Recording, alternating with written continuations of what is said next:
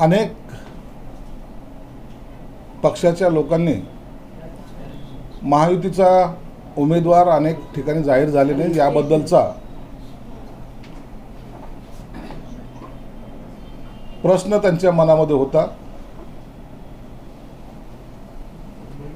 आणि आघाडीला घाबरून किंवा आघाडीच्या उमेदवाराची घोषणा झाल्यानंतरही महायुतीचे उमेदवार डिक्लेअर का होत नाही असा प्रतिप्रश्न त्यांनी सुद्धा केला होता.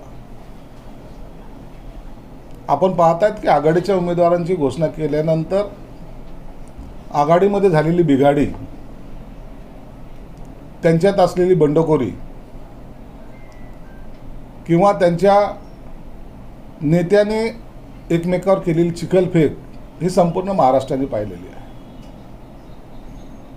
परंतु दुसरीकडे महायुतीकडे चर्चेचं सत्र सुरू असताना मुख्यमंत्री एकनाथ शिंदे असतील, देवेंद्र फडणवीस असतील, अजितदादा असतील, अत्यंत संयमाने प्रत्येक मतदारसंघावाईज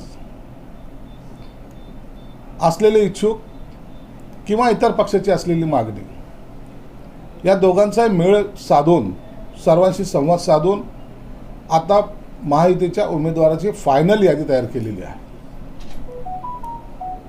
उद्या रामनवमी आहे आणि या सगळ्या उमेदवाराची घोषणा ही उद्या केल्या जाणार आहे अशी माझी माहिती आहे. म्हणून आता लढायचं आहे आणि जो संकल्प आम्ही केलेला आहे 45+चा, त्या संकल्पाच्या अनुषंगानं सर्वात महत्त्वाचं आज मनसेचे सर्व राज ठाकरे आमच्याबरोबर आहेत, या महायुतीमध्ये आहेत.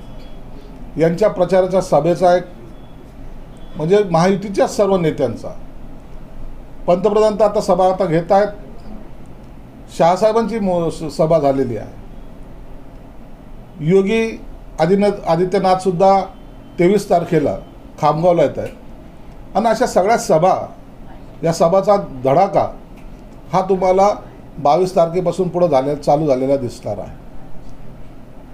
खरा प्रचाराचे आणि काही जे चौथ्या टप्प्याचे जे फॉर्म भरणार आहेत तर मॅक्झिमम ते 22 तारखेला फॉर्म भरले जाणार आहेत.